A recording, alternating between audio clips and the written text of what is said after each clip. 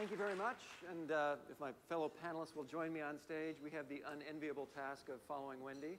So I can tell you that I've been incredibly excited to talk to this group of people for the last few months. There's been a lot of planning that's going on. I've got a great group of panelists. John Lax, founder and co-president of T&L Lax, and the founder of their lab. We have Amari Oliver of McGarry Bowen, who not only leads the innovation practice there, but also was the first producer of TEDx in Harlem, and has among his credits include producing, writing, and directing a science fiction film. Rick Gardner from Brunner in Pittsburgh, who leads the mobile practice and innovation practice there as well. And Tim Nolan from BBH Labs in New York, who runs the lab unit here and also runs the global innovation practice. We also have one panelist I want to acknowledge and thank who couldn't be with us today, Mel Exon from BBH London. She's worked with us for the last couple of months organizing the panel and putting together content. And unfortunately for us, she had a big global business win that she found out about the weekend and had to be in London today, so she's not here with us. But these gentlemen, I'm sure, will entertain and regale you with stories of innovation. Before we get started, I've heard it said, came up yesterday, that every agency now has an innovation lab. How many of you work in an innovation lab? Anybody? All right, a few hands. How many of you work for an agency that has an innovation lab? Several. Okay, but not everybody, so that's good. So there are a few agencies out there that don't have innovation labs yet.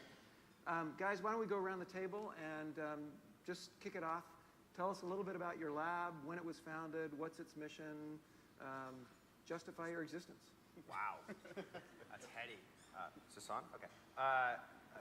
We founded our lab in 2010. It has 2 full-time staff members who do nothing but that, don't work on client work at all.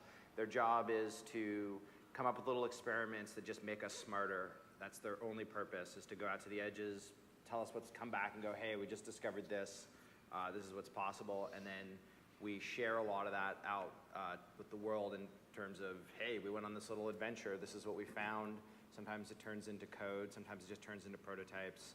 But it's really primarily for our own gratification and make us smarter. So BBH Labs was started in 2008 by 2 people, Mel in London and Ben in New York. And it was originally a chance for us to push out further than any of our clients may have been asking to go, and it was a way to separate that process from typical agency processes. It sort of operated on its own, and its 2 kind of main goals was to learn and bring that back, because its primary goal is to serve BBH in the industry, and our blog is sort of the best, I guess, forum for that. We openly share what we find. And then the second is just really simple. It's when clients do come back to you and ask for something new, we have practical experience with it, and we can say yes to things that they don't, as a client, typically have as a resource. At McGarry Bowen Labs, we have a team of 7 made up of creative and technologists and a producer. We started around 3 years ago, and our mission was similar to the overall mission of the entire agency, was how do we solve our clients' biggest problems.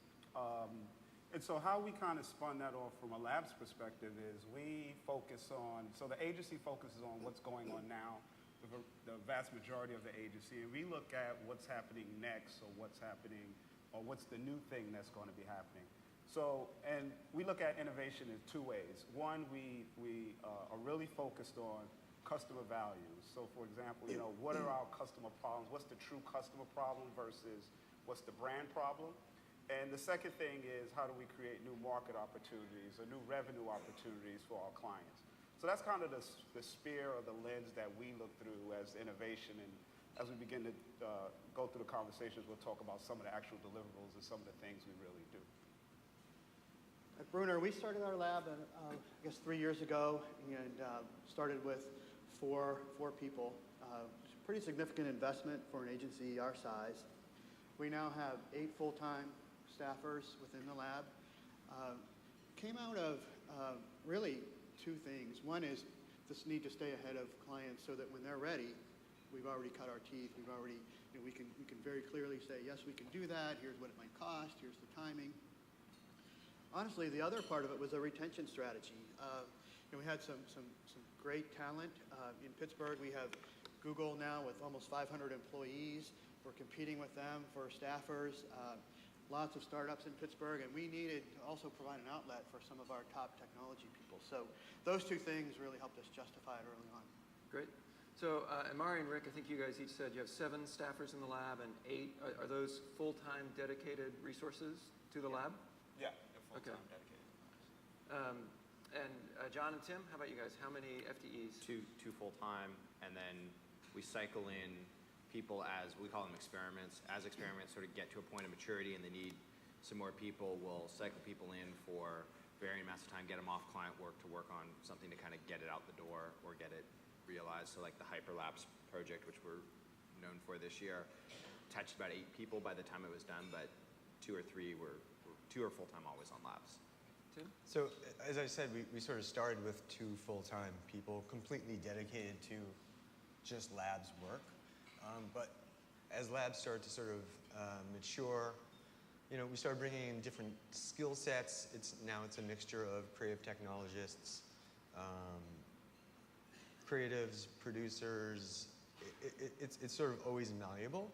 Mm-hmm. So at this point, and I just really can sort of touch on like how we're sort of shifting away from having that lone wolf, like we're the innovators and we're in this room and we're doing this. We're starting to open that model up and create more of I think what we're sort of calling is like an open source platform. So it makes more sense to get more people close proximity-wise to things like what we're doing with labs and our experiments. And the closer that gets to the traditional portions of the agency, the more we can inject that thinking and the more we can actually ground some of our thinking because it is being held against client work. So no one right now is 100% under labs. There's always a core. There's about 4 of us that, 60 to 70% of our time is dedicated to labs. The rest is client work. But then we have a sliding scale of everyone who's involved. So we've got about 15 or 20 in the UK and 5 in New York. And that's just based on the scale of each agency being one's much larger than, obviously London's huge. Mark, I think it gets to, does the lab produce revenue or not?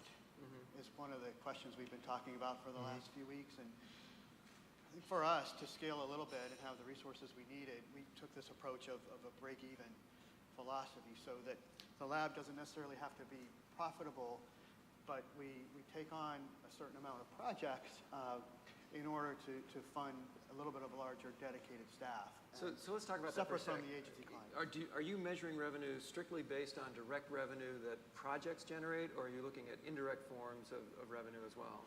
Indirect forms. Right now, the mix right now is probably 70 project, 30% indirect, licensing, revenue and so forth. I'd love to see that model completely flipped and not rely on, part of the lab, our mission is alternative revenue streams. Getting out of this billable paradigm that we're probably all in this room in and getting the next project and the next project. And so we're looking at different ways, whether it's transactional models or other ways to create revenue to fund our innovation efforts. So John, you have a different perspective on that. Yeah, so ours is just a cost to the business. And I feel like when you start putting a revenue or P&L against your lab, it takes on a different color to it. I think that there are forces that will act on your lab, and if your lab is sort of, we looked at all the potential R&D models, and one of them was one where there was a P&L, right, that you would justify the lab's existence. And what I found with that is that the gravitational pull of that would pull our lab into having to ship product, and we're just not in the product business. So we decided that we'd make the economics such that we would just spend this money. It'd be a cost to the business, but we'd enable the lab to pursue wild flights of fancy to see where they turned out, because they didn't need to they didn't need to make money. So we could do unapplied R&D in that sense, and that just worked for us. I'm not suggesting that our model is the only model. So do you run into the problem then of the lab guys being the kids in the candy shop and everyone else with their faces pressed up against the window feeling a little jealous? Well, yeah, so no, but there's always that risk. And the reason that we've been able to mitigate that risk is that we have a model for any one of our staff to come to the lab and say, I have this crazy idea, can you help me realize it? And if they do that, then there's a method for us to take that person's idea and have them work with the lab on it. So what we try to do is get the staff to say, give them crazy stuff to work on. They go away for like 2 weeks, work on it a little bit, come back and say, is this what you were thinking? Yeah, okay, can I work on it now? And they work together. So there's a model, so it's not just the guys off in the candy store. We have a lot of, do you guys have physical space in your, like an actual physical? So one thing that we have, I think we all have these physical spaces. There's actually a place in our office that has, laser cutter, maker, it's like things that you can play with. So a lot of stuff just go in at lunch and we'll experiment with stuff, or, the labs guys are there to service them in a way, a resource for them. So that's how we get around that, but it's always a danger. Yeah, so I know that when we were founding our lab, one of the big pushback we got internally was, hey, it's not fair for to segregate innovation. Agencies should be innovation labs. And so that question of how do you integrate the lab with the rest of the agency becomes really, really critical. How do you guys handle that? We have a hybrid model. So when we initially started, we were totally just innovation labs. We didn't do any client work. We were actually client agnostic. Personally, as a philosophy, is I want us to begin to shift to do some client work, because part of our mission from labs is on organic growth. So how can we also add to the bottom line and not just be seen as a line item where everyone's doing the work and bringing in revenue, and we're just kind of the Can I guys. ask a quick question? Was that part of an evolution though? Like, so you kind of got to a point where you're like, okay, this thing's stable enough. Now I want to start taking on clients. It was an evolution, okay. and it's ongoing now. Yeah. So that model of doing things that we can look at how we can bring in revenue from a lab's perspective, and we've already been successful in doing that in terms of for our clients, but also have the opportunity to do some of that R&D or advanced thinking work for our clients. And then just quickly, we've also done some of the things that you're talking about is we work with different teams to let them come in and kind of collaborate and partner with us. So it's not always, well, those guys get the cool toys, they get to play, they do whatever, they go to all the conferences and all those things, but now they can also come and integrate and fit in. So we have an open door policy where they come in with ideas, and if we can just book some of their time to work on some of the projects that they're thinking about that are more client focused. So do you guys have specific processes or programs that you run to integrate people into the lab? I mean, there's a few, and it's pretty similar to what everyone's saying is we have these open pitching mounds where people just come in, you give us like a 15-second, 20-second, boom, here's an idea, throw them all up on the wall. We democratically pick out 10 or so that seem to be rising to the top and there's interest. Those get a bit more fleshed out, and then that's how the lab perhaps adopts the next project that it works on. So it's interesting because those projects are always like the passion projects.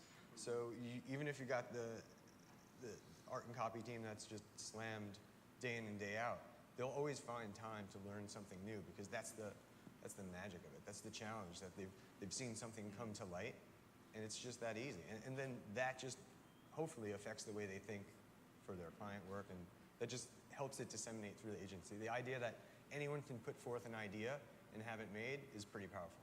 Yeah, at the same time, I think to try to force feed this, to an entire agency who, frankly, maybe some people don't really want to be force fed, is an organic process. What we want to do is include people who want to do this because it's fun.